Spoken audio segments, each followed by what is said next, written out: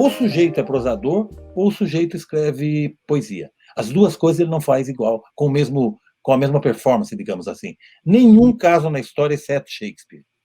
E o Nelson Rodrigues? Nelson Rodrigues não entra nisso? Poemas do Nelson Rodrigues? Não conheço. Não, poemas não, mas ele escrevia prosa muito bem. O Nelson é o maior de todos. O Nelson é nosso pai.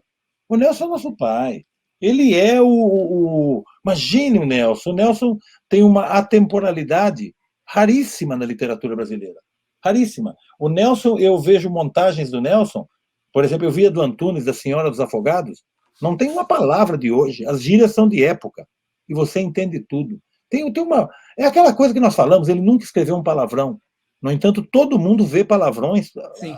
Esse é magia. Enxerga o palavrão, né? Esse é o grande... E vamos falar uma outra coisa que eu prezo muito, o diálogo do Nelson.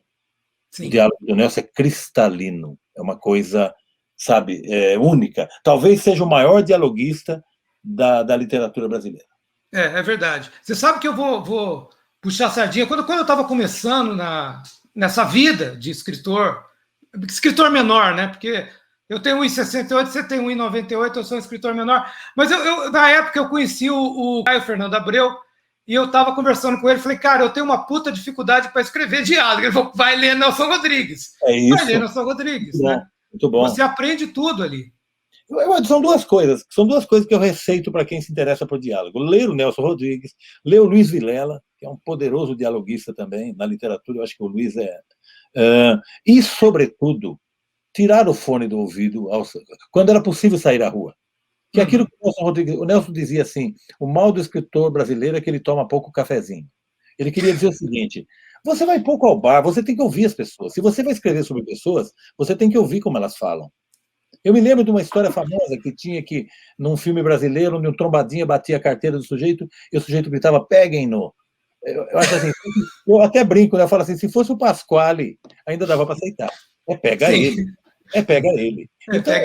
Claro. Então, o escritor, antes de escrever o diálogo, ele tem que ouvir. Você tem que ouvir as pessoas. Eu sou apaixonado por ouvir pessoas. A tecnologia me prejudicou, porque antigamente tinha linha cruzada em telefone. Eu ficava ouvindo.